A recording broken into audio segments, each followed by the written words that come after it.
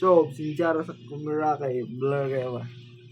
Para makita niyo sa video ano na siya dia arang among product nilalagay yung yung mga rod.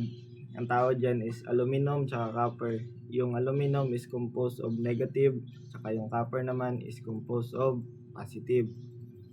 So hindi na napakita sa video pero na-mix yan dyan. Hindi lang yan alcohol, pure alcohol. Meron yung mineral water, alcohol, tape, asin, at saka baking soda. Yung baking soda at asin is yun yung magpapaboost ng voltage na kayang ma-produce ng alcohol. Pero alcohol talaga yung main source of energy dyan.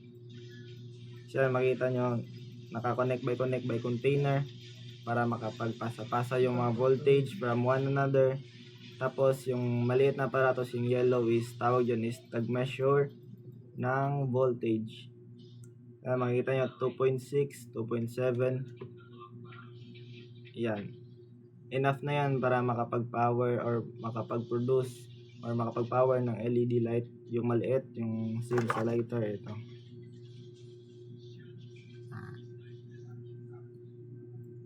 Makikita nyo 2.8. Tsaka nilalagyan ulit ng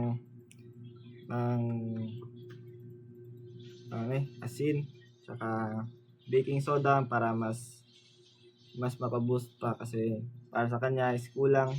Kita nyo naman 2.8 lang. Pagkata after nyan is mix na lang. Tawid na natin i-mix yan. Ay, hindi yan. Ayan na, minimix na yung table salt tsaka baking soda sa loob ng container para mas ma-maximize yung voltage na galing sa sa alcohol. Gumaganyan yan. Minimix by container. Tsaka i-input yung yung head ng apparatus ay ng project. Yun yung LED ng study lamp. Tapos on yung switch doon. Tapos ayun yun, makikita nyo na. So wait lang natin kasi minimix pa. Nagutin na ng Lilia? Pero ba?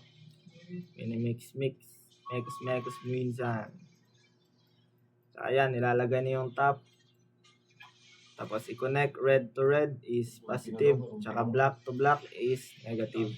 Hindi pwedeng positive to negative dyan kasi hindi mapapasa yung voltage through LED.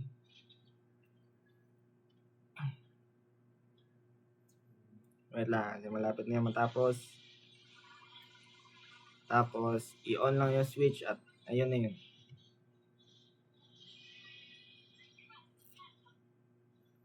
Ayan, i-zoom yan. Ayan. On, please, off. On. Off, please, off.